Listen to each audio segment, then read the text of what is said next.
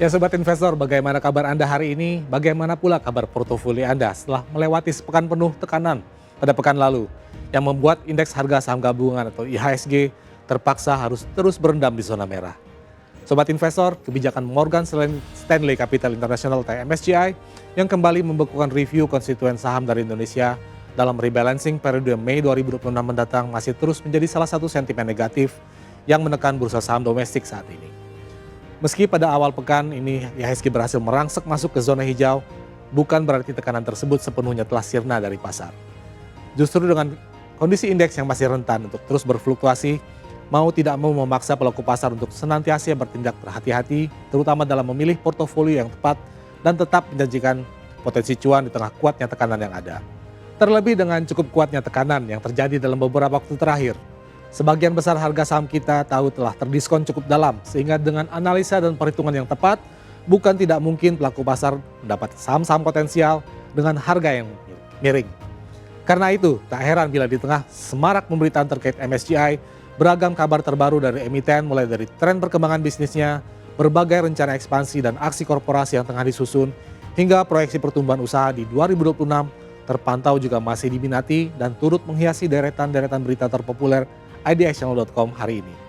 Selain itu, tak ketinggalan pula sejumlah upaya mitigasi risiko yang dilakukan emiten guna mengantisipasi dampak dari kondisi geopolitik global yang terjadi di Selat Hormuz dan mempertentangkan antara Amerika Serikat dan Iran, juga turut menghiasi daftar berita terpopuler idxchannel.com dalam beberapa edisi terakhir. Apalagi peluang damai yang tengah coba berpengaruh terhadap dinamika harga komoditas dimunculkan oleh sejumlah pihak, termasuk juga Pakistan dan beberapa negara lain, terbukti masih belum juga membuahkan hasil sesuai harapan. Sehingga kondisi ini tentu semakin meningkatkan harga jual berbagai komoditas global, sehingga bermuara pada volatilitas perekonomian dunia secara keseluruhan. Tak ketinggalan aksi kampanye yang dilakukan Bursa Efek Indonesia atau BEI untuk mendorong masyarakat dalam menerapkan gaya hidup rendah karbon juga turut menarik perhatian sebagai bagian dari kegiatan memperingati datangnya Hari Bumi pada 22 April 2026 lalu. Seluruh berita dan informasi tersebut telah kami rangkum dalam deretan 5 berita terpopuler di website idxchannel.com, Sobat Investor. Berikut ini Top 5 IDX Channel. Berita pertama, BEI kampanyekan Aku Net Zero Hero bersama Pertamina NRE, Mandiri, dan Jejakin.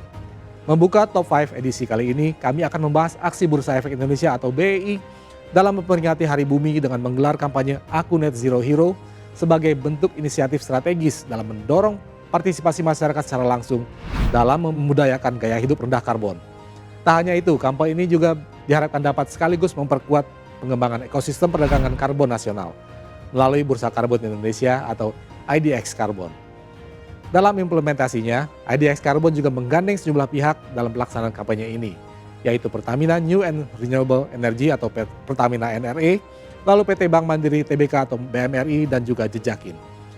Melalui kampanye ini, seluruh pihak yang berpartisipasi berharap dapat turut serta dalam membantu mewujudkan gaya hidup rendah karbon.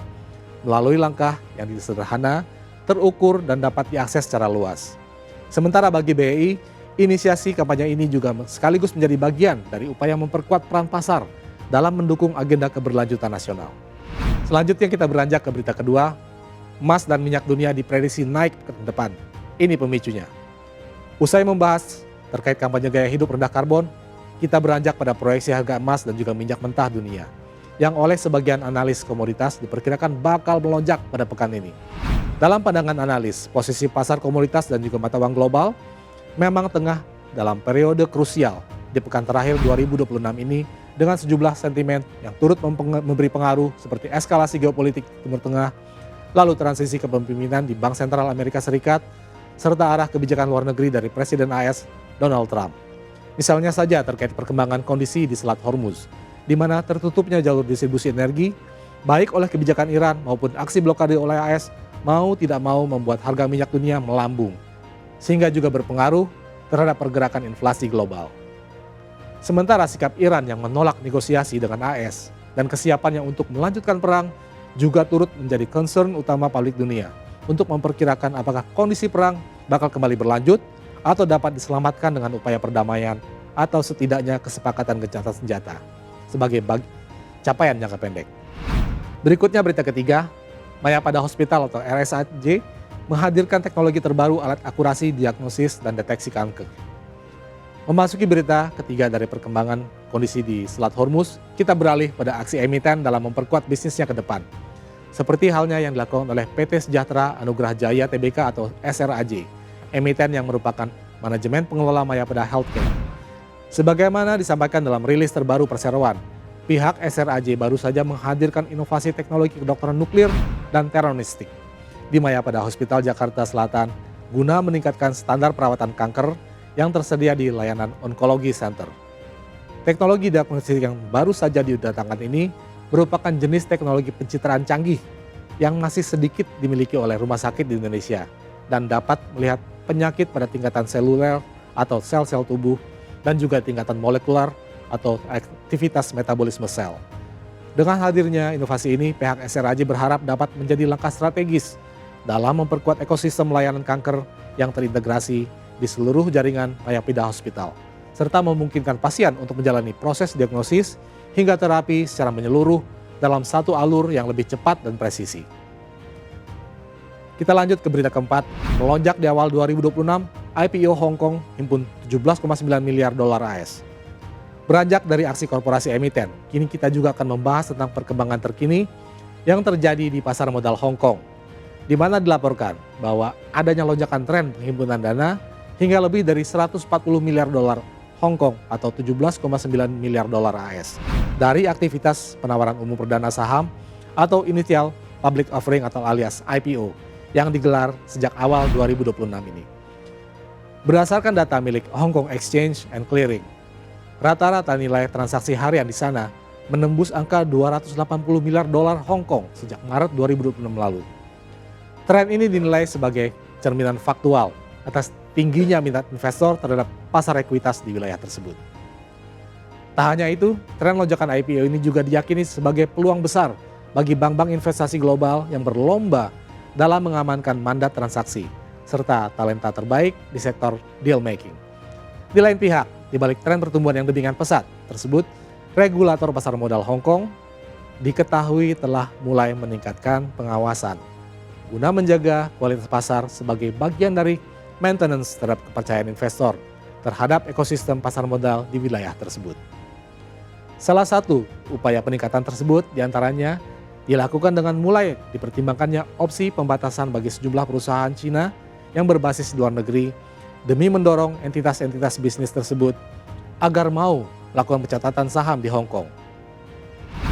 Terakhir berita kelima, jumlah investor pasar modal tembus 26,1 juta per April 2026. Mengakhiri program Top 5 edisi kali ini, setelah membahas industri pasar modal negara lain, kami juga akan menghadirkan update terbaru terkait ekosistem pasar modal nasional, di mana Bursa Efek Indonesia atau BEI baru saja mengonfirmasi jumlah investor pasar modal Indonesia yang telah mencapai 26.121.311 Single Investor Identification atau SID per 24 April 2026 kemarin. Dengan jumlah sebanyak itu, maka terjadi pertumbuhan hingga 28,37% secara tahunan yang diklaim sebagai cerminan sahih terhadap tingginya minat masyarakat Indonesia dalam berinvestasi di pasar modal domestik. Sepanjang tahun berjalan, jumlah investor baru juga tercatat mencapai 5.773.486 SID dengan rata-rata penambahan mencapai 50.645 SID per hari. Tren pertumbuhan ini menunjukkan bahwa partisipasi investor retail terus menunjukkan tren peningkatan yang cukup kuat di tengah dinamika pasar yang terjadi dalam beberapa waktu terakhir. Sedangkan dari sisi investor saham, jumlahnya juga mengalami peningkatan signifikan, yaitu menjadi 9.523.625 SID atau tumbuh sebesar 10,69% secara year to date atau YTD. Di lain pihak, penambahan investor saham baru tercatat sebanyak 919.448 SID dengan rata-rata pertumbuhan harian mencapai 8.065 SID. Demikian Top 5 IDX Channel edisi kali ini. Saya Faisal pamit undur diri. Harap diingat bahwa segala keputusan pembelian maupun penjualan saham sepenuhnya berada di tangan Anda sobat investor. Pantau terus berita ekonomi, bisnis dan pasar modal hanya di IDX Channel TV, idxchannel.com dan media sosial IDX Channel. Sampai jumpa.